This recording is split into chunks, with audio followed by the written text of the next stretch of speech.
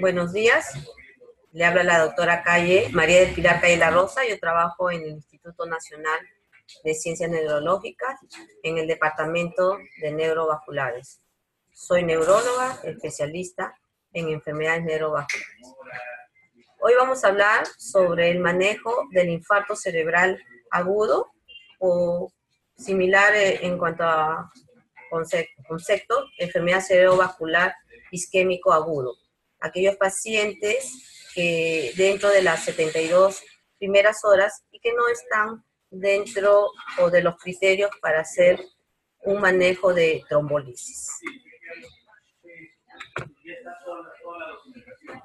El manejo de un infarto cerebral agudo está adaptada, nosotros sobre todo acá en el Instituto Nacional de Ciencias Neurológicas, a la guía de la American Heart o de la ASA, y con el fin de disminuir la morbimortalidad, y todo esto basado en recomendaciones y evidencias. Una vez tener el diagnóstico agudo de infarto cerebral, que lo ideal es tenerlo dentro de las primeras horas, de ahí hay que estabilizar al paciente, después el tratamiento médico, quirúrgico si es necesario, y con el manejo temprano de la prevención secundaria, pues vamos a lograr este objetivo en cuanto a disminuir la morbimortalidad en el infarto cerebral agudo.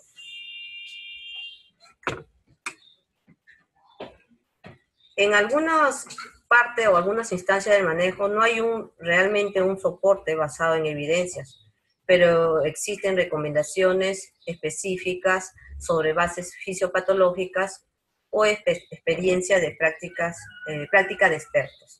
En el instituto contamos con una guía de manejo de infarto cerebral, la mayoría basado en la guía de manejo de infarto cerebral agudo y de ataque isquémico transitorio de la AJA-ASA, y de acuerdo también a nuestra realidad, trabajamos de acuerdo al nivel de atención, y si no, referirlo a niveles más complejos, como el caso de nuestra institución. ¿Cómo trabajar en los pacientes que vienen al hospital o al centro de salud, y qué debemos hacer? Si este paciente viene con un tiempo de enfermedad de 3 a 4 horas y media desde el inicio del evento y que cumplen con los criterios para hacer trombolisis, deben de ser referidos a los hospitales o las instituciones donde hacen trombolisis o fibrinolisis endovenosa.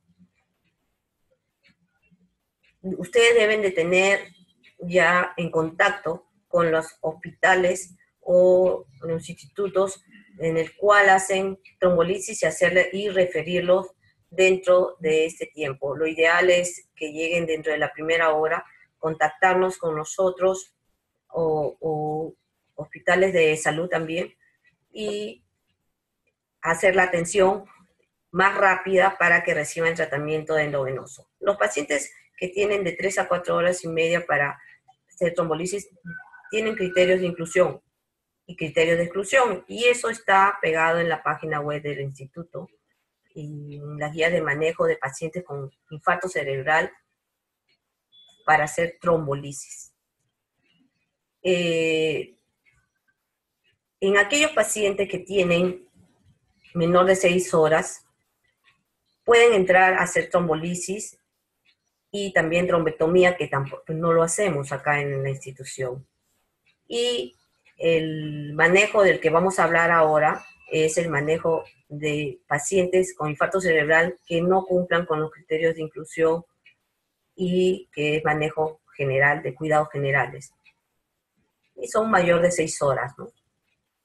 Pueden entrar acá pacientes de 1 hora o de 2 horas de tiempo de enfermedad, pero que no cumplan los criterios de inclusión. Los criterios de inclusión, nada más para mencionarle, para hacer trombolisis y en el cual ustedes deben de actuar y referirlos, es un paciente que debe tener pues un tiempo de enfermedad de 3 a 4 horas y media, mayores de 18 años y que tengan el diagnóstico clínico de infarto cerebral medido por una escala que nosotros conocemos como la escala de la Niche.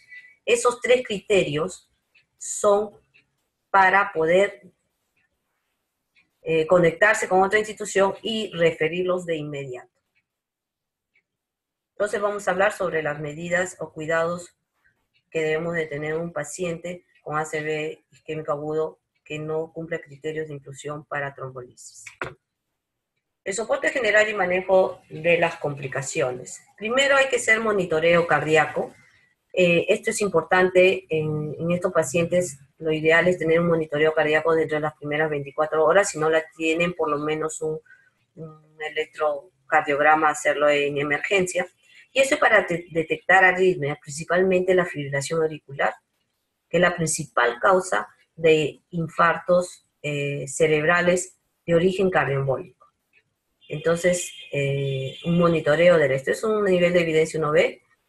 Segundo, oxigenoterapia.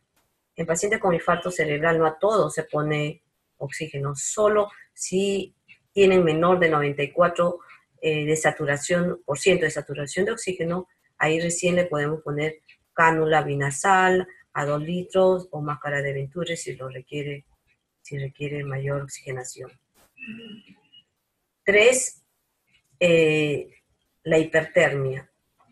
Hay 3 cosas que tenemos que tener en cuenta en estos pacientes que tienen infarto cerebral. La temperatura, la glicemia y la presión arterial. Entonces, estos debemos tener a una normotermia, una glicemia que ya le vamos a mencionar más adelante y qué presiones debemos tener. Entonces, estos pacientes que tienen hipertermia mayor de 38 grados centígrados, pues deben ser tratadas con simples antipiréticos que uno conoce en el manejo de la temperatura y asociado a medios físicos. Entonces, lo ideal es tener a estos pacientes por lo menos en normotermia. Hay evidencias que pacientes con infarto cerebral e hipertermia la eficacia es menor. En cuanto al control de la glicemia, debemos no exceder más de 180 miligramos por decilitro. Si está hasta los 180 miligramos, ahí no hacer nada. Pero si no, debemos manejar como se maneja también en otros cuadros. Nosotros usamos insulina de acción intermedia o larga y asociados con insulina de acción rápida. Entonces, para eso también estos pacientes, sobre todo en las primeras 24 horas, debemos de manejar o monitorizar con las glicemias con medida rápida, ¿no? Glicemia rápida, con hemoglucotés cada 6 horas, durante las primeras 24 horas sobre todo. Si ya se mantienen las glicemias conservadas, no necesariamente seguir monitorizando los días siguientes, pero si son pacientes diabéticos, sí, hasta normalizar siempre debemos de mantener monitoreo de las glicemias. En cuanto a fluidos endovenosos, ¿qué fluido le vamos a poner? Estos pacientes deben estar con fluidos desde que los reciben por emergencia, desde las primeras horas. Debemos mantener la presión de perfusión cerebral adecuada. Un paciente con hipoxemia o anoxia deberían de tratar de mejorar la presión de perfusión. Pacientes con infarto cerebral agudo generalmente son euvolémicos o hipovolémicos. Entonces, si están hipovolémicos, pues hay que corregir y luego mantener la euvolemia. ¿Qué soluciones? Soluciones medio normal, como la solución salina al 9 por 1000, 30 mililitros por kilo de peso, y obviamente si están hipovolémicos podemos restablecerlo en bolo 100, 200 y luego hacerle el mantenimiento. Está contraindicado las soluciones hipotónicas, como la dextrosa al 5% o soluciones salinas al 0,45%. Sabemos que en estos pacientes el infarto cerebral agudo hay edema citotóxico, entra líquido al espacio intracelular. Y lo que hace estas soluciones hipotónicas es que hacen más que entre líquido intracelularmente. Y va a exacerbar el edema cerebral. Entonces, lo que le recomienda y lo que está indicado es soluciones salinas al 9 por 1000 y son distribuidos mejor en el espacio extracelular, intersticial o intravascular.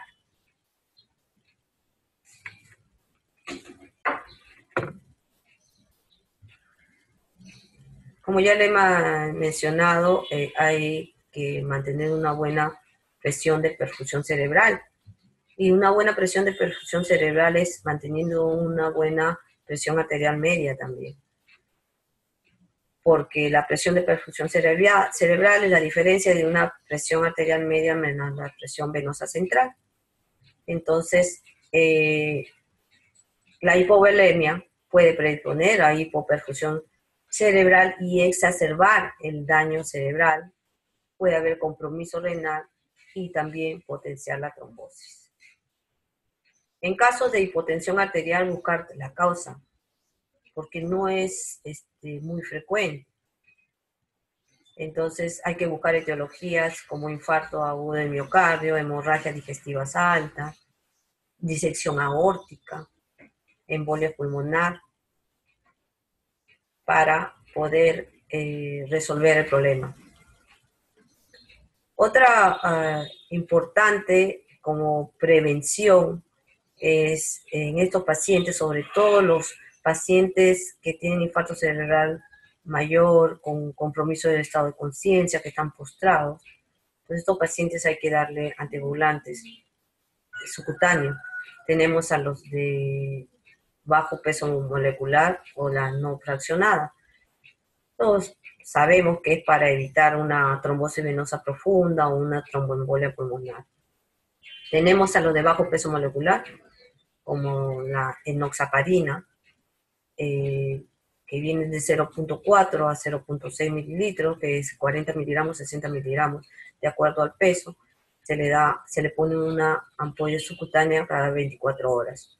O en todo caso, si no lo tienen, porque es más difícil, nivel de atención de primer nivel, es difícil de encontrar la enoxaparina o estos de bajo peso molecular, usan la heparina no fraccionada.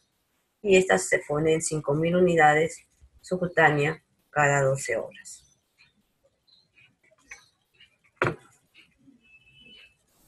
Muchos de estos pacientes con infarto cerebral vienen con problemas de disfagia. Y si estos pacientes no pueden tolerar la vía oral, hay que colocarles sonda nasogástrica. No nos esmeremos en tratar de darles de comer el primer día, no va a pasar nada. Si mientras esté hidratado y con buenos fluidos, no tienen por qué preocuparse, pero si lo hacen con tranquilidad, se le pone sonda nasogástrica. Hay que tratar de dar opción al paciente de no ponerle sonda, y ese día no se le puede dar, ese primer día, no darle vía oral. El problema a veces es la vía oral de las medicinas, entonces hay que ponerle sonda nasogástrica y evitar pacientes con disfagia, sobre todo las neumonías por aspiración. La gastrostomía es otra opción, endoscópica, percutánea, quizás en niveles de atención bajo o de primer nivel no lo pueden hacer. Es muy simple. Acá en nuestra institución, como es un instituto neurológico, no tenemos un médico que nos haga la gastrostomía, pero en coordinación con otros hospitales lo hacen muy rápido, no necesitan a veces en el centro quirúrgico una sala especial. Entonces es una opción en pacientes que sabemos que van a tener sonda nasogástrica por larga duración. Y yo pongo bastante hincapié en esto porque muchos de estos pacientes, las complicaciones de estos pacientes son las neumonías aspirativas y son la causa de mayor hospitalización y no per se por el mismo infarto cerebral. Los dispositivos de compresión externa en realidad no son las medias elásticas, son unos dispositivos, son como unas botas para los pacientes que no pueden recibir anticoagulantes y para evitar también las embolias. Entonces son como especie de unas botas que se comprimen por tiempo y en realidad podemos usar alternativa, a veces son vendas que hay que estarla intermitentemente retirando.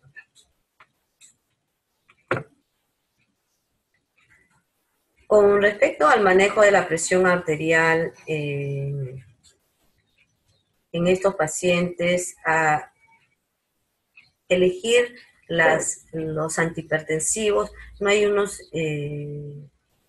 mucho está dado a veces por la experiencia, por recomendaciones o por nivel de evidencia por experiencia, la práctica.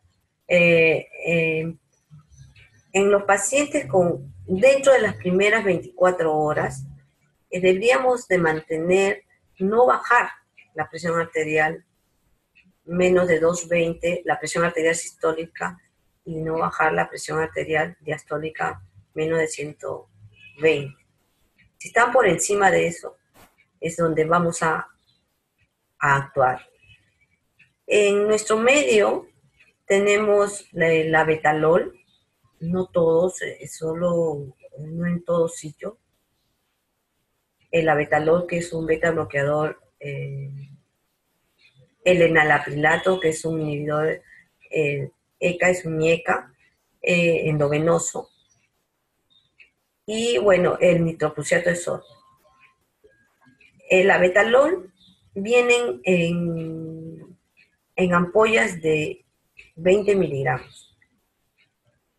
Lamentablemente no lo tenemos de 100 miligramos, está en países como Estados Unidos, en otros países, pero acá tenemos de 10 a 20 miligramos. Y la dosis es dar, en este caso, 10 a 20 miligramos en bolo durante 1 o 2 minutos, monitorizar la presión y para bajar estas presiones, si son mayores de 220, 120. El problema del abetalol es el costo. Entonces, a veces por ello, a veces tenemos que usar 5, 10 ampollas para poder bajar y mantener esas presiones. Porque podemos poner de 10 a 20 miligramos en bolo hasta un máximo de 300 miligramos. La ventaja, pues, que es selectivo y que no te baja tan bruscamente la presión. Por eso es la gran ventaja del abetalol. Pacientes que tienen que entrar con trombolisis, las presiones son otras. Hay que mantener no por encima de 180 y 110. De presión sistólica 180 y ni encima de 110 presión diastólica. En estos pacientes con infarto cerebral que no tienen que trombolizarles, sí estas son las 220, 120. La otra opción para usar es el enalaprilato, que se puede poner una ampolla cada 6 horas. Todo esto también depende y vamos monitorizando las presiones para ir bajando, porque no la podemos bajar bruscamente. Si nosotros queremos mantener una presión de perfusión cerebral adecuada, si yo no tengo un paciente de 220 o 230, no la quiero bajar pues a 150, 140, tampoco es el objetivo. Y es por eso es que el abetalol es tan importante en este tipo de pacientes. El enalaprilato también, si no es selectivo, pero se puede manejar un poco mejor que los antihipertensivos vía oral y no bajar bruscamente la presión. Y cuando la presión también está muy alta, sobre todo la presión arterial diastólica, ya se usa nitroprusiato sódico. Acá en el instituto no tenemos esa práctica, lo manejan sí UCI. Sé que en otros países utilizan el nitroprusiato sódico en la emergencia, incluso en los servicios, y es ya tener un poco de experiencia. Está contraindicado en hipertensión intracraniana. A veces estos pacientes con infarto cerebral grande que me hacen un edema maligno y me hacen una hipertensión endocraniana, sí se puede manejar el nitrocruciato de sodio sódico, porque a dosis pequeñas no me aumenta mucho la presión intracraniana. Y hay que manejar también a veces quién es el mejor beneficio, ¿no? Usarlo o no.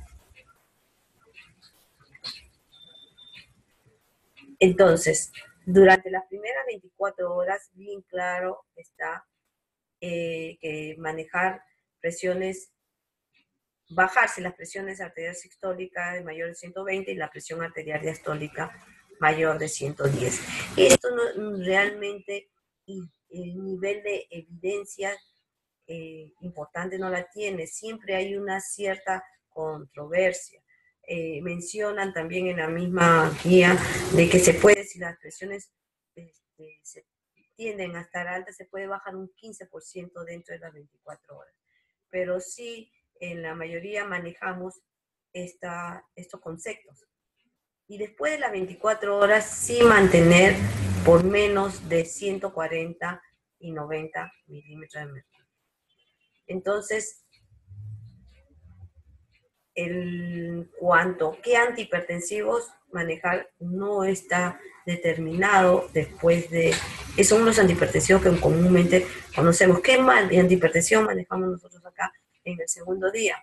Podemos usar inhibidores SECA, podemos como el enalapril, podemos usar los ARAs, como el losartán, bloqueadores de canales de calcio, el nifedipino, o el anlodipino, que puede ser 5 miligramos, 10 miligramos, o finalmente el nicardipino, el nifedipino de acción prolongada. Si ya ustedes en el lugar donde están tienen un cardiólogo, pues ya poder coordinar con el cardiólogo para manejo de las presiones arteriales resistentes. Entonces, como ya les había mencionado, la temperatura, la glucosa y la presión arterial es importante para mejores resultados a mediana o a largo plazo en pacientes con infarto cerebral agudo.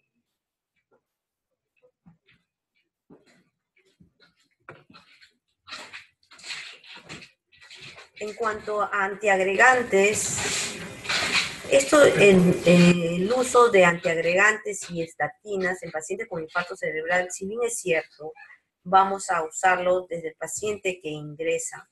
En realidad, la función de ellos es la prevención secundaria, es evitar que tenga un nuevo evento. Lo que hemos estado hablando anteriormente es para el manejo agudo y mantener estable al paciente y evitar que este infarto sea de mal pronóstico o menor eficacia. Y en cuanto a los antiagregantes y estatina, es para evitar un segundo evento. ¿Qué antiagregantes usamos? Y lo que tenemos más conocido es el ácido acetilsalicílico y el clopidogrel. Si bien es cierto, hay que saber que etiología es el infarto cerebral y sabemos que el antiagregante para el subtipo aterotrombótico, lacunar o indeterminado puede ser de origen cardiobólico, pero el inicio a todos lo manejamos con antiagregante, a pesar de que podamos pensar o altamente posibilidad o el diagnóstico en ese momento que sea cardioembólico. Entonces, la dosis que usamos en la aspirina, si es un paciente que nunca ha tomado aspirina, podemos empezar una dosis inicial de 325 miligramos durante las primeras 48 horas. Si es un paciente que ya viene recibiendo la aspirina y ha hecho el evento, ya debemos empezar con 100 miligramos. Después del inicio del infarto, después de las 48 horas se baja a dosis que puede ser de 50 a 325 miligramos. Nosotros manejamos los 100 miligramos después de las 24 horas. Y el otro antiagregante que todos conocemos es el clopidogrel, que viene de 75 miligramos. Entonces, paciente que viene con un infarto cerebral menos de 48 horas y no ha tomado aspirina, se le da 325 miligramos, seguido de generalmente la dosis de 100 miligramos de aspirina. O también podemos empezar con clopidogrel desde el inicio de 75 miligramos. Ahora, hace unos años, ya como que ha cambiado un poco en cuanto al tratamiento de si se da mono antiagregación o doble antiagregación. Y en los pacientes que tienen infarto cerebral menor, nosotros decimos menor, cuando lo medimos con una escala, la escala de Laniz que mide el déficit neurológico. Y cuando esta escala de Laniz que mide el neurológico es menos igual a 3, que ya han debido haberlo mencionado en otras exposiciones, lo consideramos como un infarto menor. Y en esos pacientes con infarto menor, y que son captados dentro de las 24 horas, se le da doble antiagregación. Y está demostrado que la eficacia es mejor. ¿Cómo se da? Se da 300 miligramos de clopidogrel, una primera dosis, o sea, 4 tabletas de clopidogrel de 75 miligramos, más 100 miligramos de aspirina, doble antiagregación durante 3 meses, 90 días. Y de ahí se puede seguir con una mono antiagregación. Entonces, pacientes con infarto menor diagnosticado dentro de las primeras 24 horas, doble antiagregación. Clopidogrel 300 miligramos y aspirina 100 miligramos durante los 90 primeros días y luego cambiarlo solo con aspirina o con clopidogrel.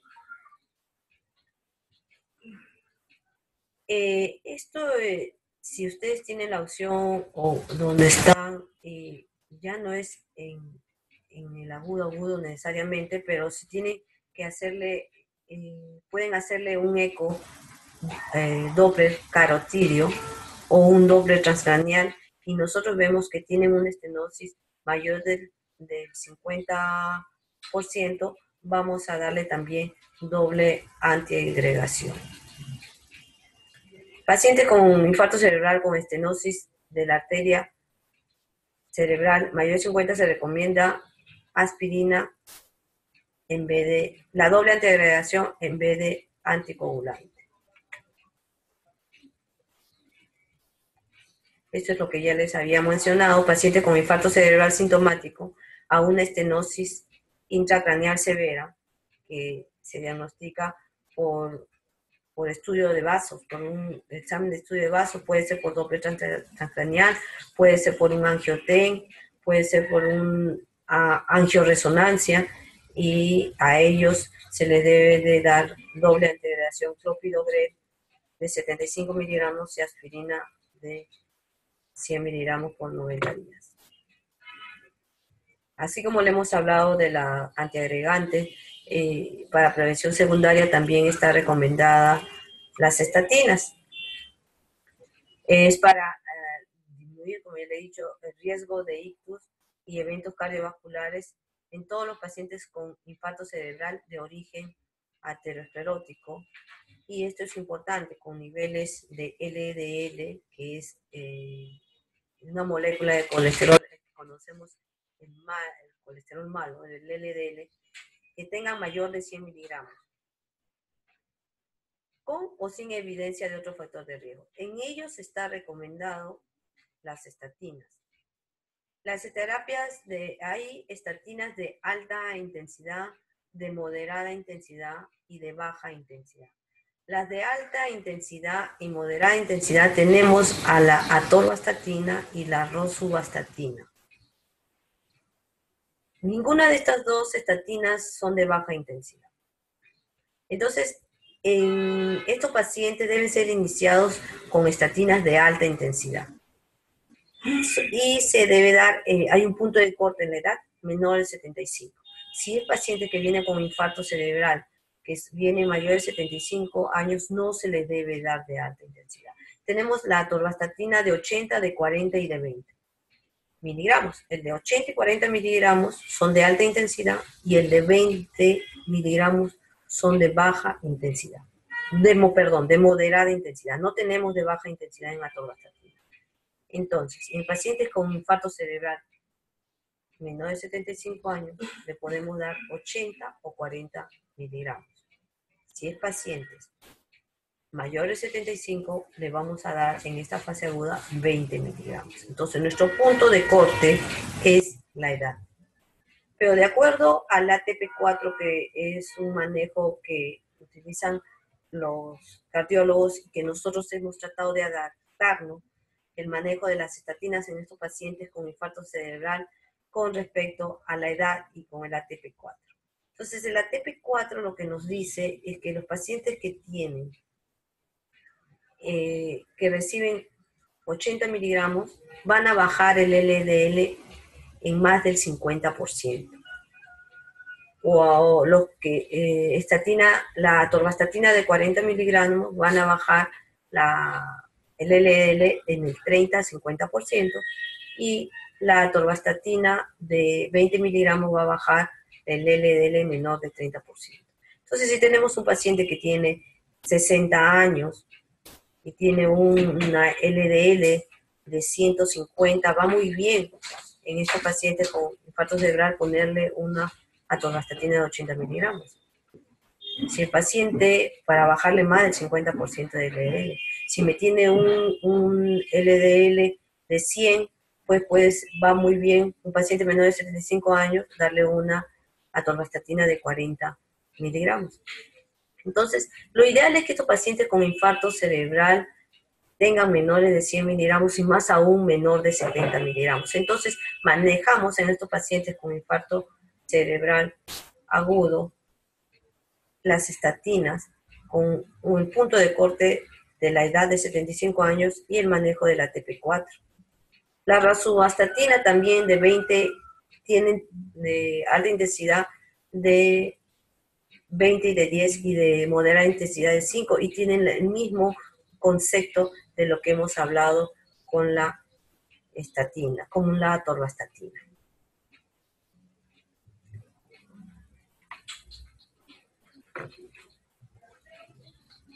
Todo lo que le he hablado son en cuanto a manejo generales y que tienen un grado de evidencia importante en que aquellos que reciben todo esto que les he hablado, pues tienen mejor resultado, mayor eficacia a mediano plazo. Lo ideal en estos pacientes es que si cumplen los criterios de inclusión y exclusión para trombolisis es hacerle trombolisis y referirlo lo más pronto posible, y sobre todo si se es coordinado, más aún, pues nosotros ya tendríamos todo preparado en la emergencia para recibir este paciente y tratar de acortar los tiempos. Pues, si bien es cierto, estos pacientes que deben recibir trombolisis o fibrinolisis endovenosa, que pueden ser hasta los 4 horas y media, lo ideal es que si se da la primera hora o segunda hora, antes que sea la cuarta hora, sería con mejores resultados. Ahora, esto es importante, el criterio de hospitalización. Por lo menos de 72 horas, pacientes con 3 días pueden hospitalizarse para poder manejar esto de lo que le he mencionado, toda la primera parte. A veces tienen el concepto de que como son infartos muy pequeñitos o los déficits son muy pequeños, lo mandan a su casa. Estos pacientes, aunque sean infartos muy pequeños con una clínica muy pobre, se van a beneficiar con estos cuidados de soporte en estos pacientes. Y también obviamente se van a beneficiar si encontramos lo más pronto posible la etiología, para finalmente elegir pues estos pacientes si deben ser manejados con antiagregación o con anticoagulación, o si hay una estenosis severa de una arteria, una carótida, poderlo derivarlo a un cirujano neurovascular. Entonces deben ser hospitalizados todos los pacientes con diagnóstico de infarto cerebral con menos de 72 horas, y obviamente si tienen alguna complicación relacionada al cuadro, con pacientes que se transforman en hemorragia, estos infartos cerebrales grandes, recurrencias de infartos, hipertensión no controlada. Y los criterios de alta pues es pacientes hemodinámicamente estable y determinación del subtipo etiológico, ¿no? Lo ideal es que estos pacientes se vayan de alta con una etiología conocida y con el tratamiento indicado para que no haya una recurrencia. En cuanto al manejo de las complicaciones, vamos a hablar solo de las neurológicas. Tenemos al edema cerebral y por ende la hipertensión intracraniana. Generalmente estos pacientes con infarto cerebral agudo se puede dar este edema cerebral durante los primeros 5 días después del evento. Y esto se da generalmente cuando es un infarto maligno, cuando es de toda la arteria cerebral media y por ende nos causa un edema cerebral severo y a veces no responden a los antiedematosos y tenemos que actuar con una craniotomía descompresiva. Estos pacientes pueden causar, si no trabajamos de inmediato y ya estamos reconociendo que es un infarto de toda la ACM, estos pacientes, sobre todo los jóvenes, mueren en un 80%. Entonces tenemos que actuar, tenemos que trabajar, tenemos que saber reconocer cuando es un infarto cerebral de toda la ACM. Generalmente nosotros tomamos una tomografía dentro de las 6 primeras horas y no se ve la hipodensidad. Cuando es grande, sí podemos ya ver, en estas horas podemos ver una leve hipodensidad, pero la clínica es importante en estos pacientes. Si la clínica es más variada, es más rica, es incluso con trastorno de conciencia, y hay signos precoces a veces en la tomografía, nosotros podemos decir que esto va a ser, que esto es una ACM, no déficit motor, decimos sensitivo, si del lado izquierdo trastornos del lenguaje, entonces a lo mejor con trastorno de conciencia, y entonces poder actuar de inmediato. Obviamente con una clínica de hipertensión endocraniana, cefalea, náuseas y vómitos, y no necesariamente a veces los 3 síntomas son importantes. Entonces ahí que hay que actuar con antiedematosos. Los antiedematosos que manejamos, tenemos pues al manitol y a las soluciones hipertónicas. Sabemos que el manitol va muy bien para el edema vasogénico y el infarto cerebral lo primero que produce es el edema citotóxico, es el edema que ingresa dentro de la célula y no el intersticial. Pero bueno, trabajamos con eso, manitol al 20%, 20 gramos en 100 mililitros. Entonces trabajamos en una dosis de ataque de 0.5 a 1 gramo por kilo de peso en bolo, y después como dosis de ataque, y después le damos a dosis de mantenimiento de 0.25 a 5 miligramos por kilo. Es como manejo de cualquier otro edema en cualquier otra patología originado por otra patología neurológica o no neurológica. Si nosotros tenemos un paciente de 60 kilos y le queremos dar a 0.8 gramos por kilo, entonces 8 por 6, 48 gramos. Entonces en 100 mililitros hay 20 gramos, 200 mililitros 40, entonces le damos 250 mililitros está. Y después le damos 0,5 miligramos por kilo, 5 por 6, 5 por 6, 30, le damos 30 gramos, entonces le damos 150 cada 4 horas. Entonces le damos 250 dosis de ataque y seguido de mantenimiento 150 cada 4 horas y en un promedio de 5 días. Se le puede quitar bruscamente sin un efecto de rebote. Siempre tratar de manejar si podemos la osmolaridad sanguínea y no exceder 330 miligramos para poder retirar el manitol. Y lo otro, si no responde al manitol, pues tenemos solución salina hipertónica que puede ser al 7,5%, al 5,5% o al 3%. Esto es con una vía central, ¿no? Las soluciones hipertónicas. Esto lo maneja muy bien en la unidad de cuidados intensivos también. La craneectomía descompresiva pues está indicada en estos pacientes con infarto maligno que no responden a los antiedematosos y debe ser dentro de las primeras 48 horas. Entonces, si nosotros sabemos que es un infarto grande, ya debemos coordinar si tenemos un neurocirujano ya con experiencia en la misma institución o coordinar para transferirlo y poder hacer una craneotomía descompresiva en estos pacientes con infarto cerebral del ACM sobre todo, pero puede ser también con un infarto cerebral de tronco que también te puede dar una hipertensión endocraniana severa y también hay que hacer una descompresión a manera quirúrgica. Eso hay que ya desde el primer día, no esperar, porque si no después se pasan las 48 horas y lo que vamos a manejar o a tratar es a lo mejor disminuir la mortalidad, pero para disminuir la morbilidad, lo ideal es hacerlo dentro de las 48 horas. Entonces, es una transferencia temprana de pacientes de alto riesgo de edema a una institución donde haya expertos neurocirujanos.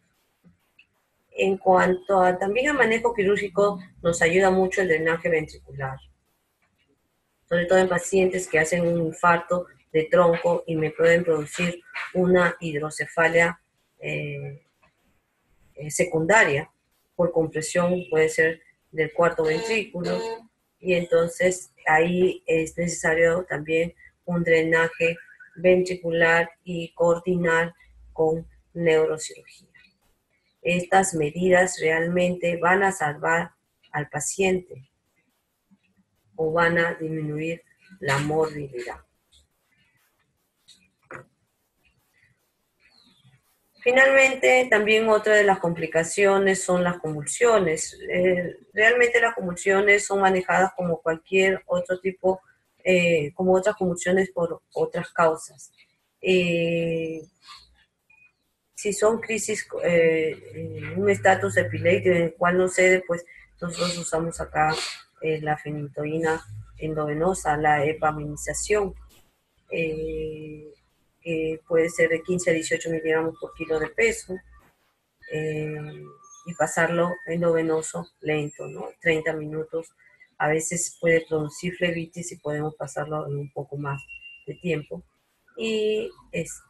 Pero en general es el manejo de las convulsiones. Si no es en el agudo, puede ser manejado con otros anticonvulsivantes vía oral, como se manejan otras epilepsias no causadas por un infarto cerebral. Dentro de las otras complicaciones, que generalmente no se da en la fase aguda, puede darse en el segundo o tercer día, generalmente a partir del tercer día, en estos infartos grandes es la transformación hemorrágica. En realidad no hay una indicación específica, hay que quedar en observación, si esta hemorragia, si es infarto que no ha causado hipertensión endocraniana y después al transformarse el sangrado y produce hipertensión endocraniana, pues manejar también con antiedematosos como lo que le hemos mencionado. si estas transformaciones hemorrágicas son grandes hematomas, pues evitamos tratar de dar la antiagregación. Ya no he querido mencionar las complicaciones no neurológicas, las tromboembolias, neumonías, las infecciones del tracto urinario, como manejo de cualquier otra patología no causado necesariamente por infarto cerebral. Gracias.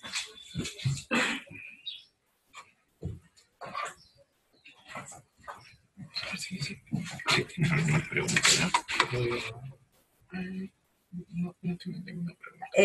si tienen alguna pregunta, alguna recomendación, alguna sugerencia, pueden hacerlo.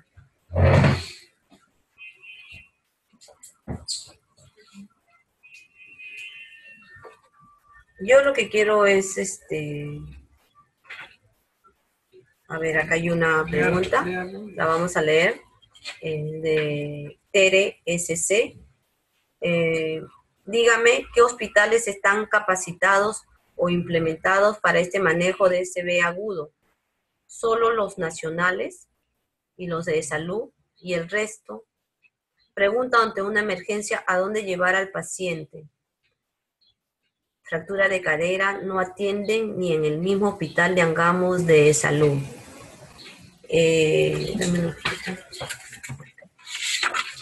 Nosotros en el Instituto Nacional de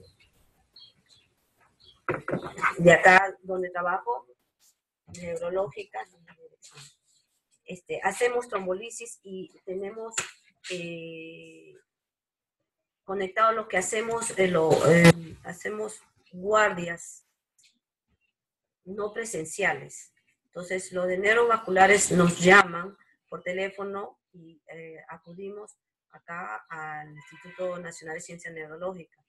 Nosotros tenemos una página donde pueden entrar para poder hacer las coordinaciones. En todo caso, la dirección de acá del Instituto Nacional es Girón Ancash, 1271, Barrios Altos.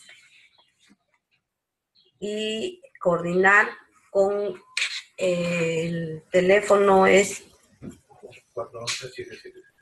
411-7700, anexo 13. Mira, ahí se comunican con emergencia y nos avisan con nosotros y coordinamos con ustedes inmediatamente para poder recibirlos o darle una orientación si realmente es un infarto agudo o no. Sobre todo, si ustedes pueden manejar las medidas generales y no cumple con los criterios de trombolisis, ustedes lo pueden manejar.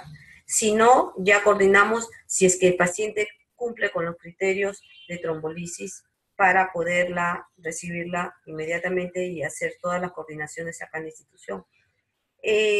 Realmente sé que hacen trombolisis en salud, en Angamos y en el Revaliate, pero no sé qué tanto, si todos los médicos, a veces no todos hacen trombolisis, los emergencistas, sé que hacen emergencistas también, las clínicas, no todos, entonces no te podría decir si coordina con tal institución, con tal hospital, porque no en todo momento están los médicos que hacen la trombolisis endovenosa.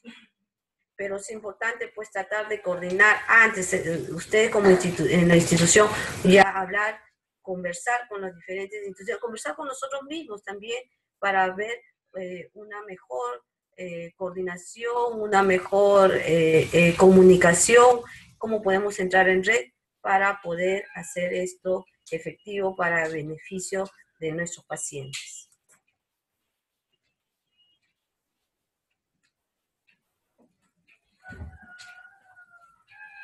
Ok, no, sabemos que me dice qué clínica, pero ustedes no hacen guardias presenciales y esa coordinación que nos contesta, llevarlo, ya pasamos 3 horas. Contesta su central. Ok, muchas gracias, pero en la práctica las coordinaciones no son fáciles. Yo creo que tienes mucha razón, eso pasa, pero no hay que esperar No hay que esperar a que el paciente llegue para hacer la coordinación. Podemos entrar en coordinación hoy día, mañana, o sea, llamar a la institución y comunicarse con el departamento de neurovasculares o con el jefe de la emergencia. Entonces, no hay que hacer las coordinaciones cuando ocurra. Hay que coordinar antes para poder tener una mejor red. A lo mejor,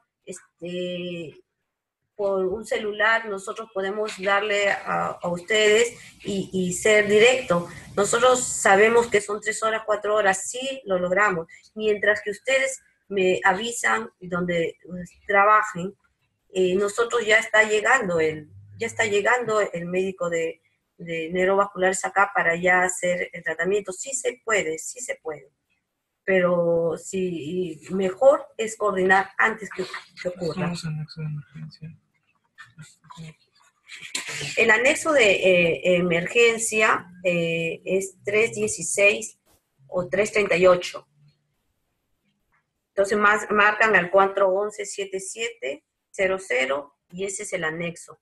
Y el departamento de neurovasculares, donde estamos ahí los neurólogos de neurovasculares, es 365.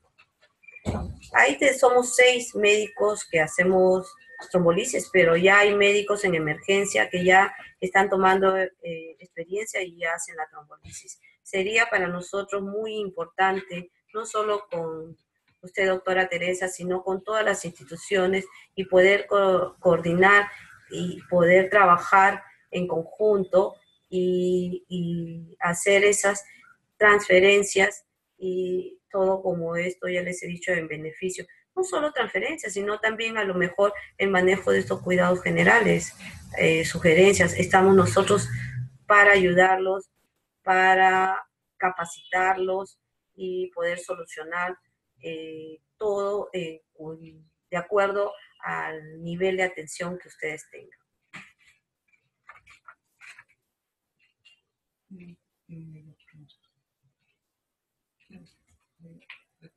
Ok, entonces, muchas gracias. Ya trataremos de estar coordinados con los que quieran comunicar con nosotros. Gracias.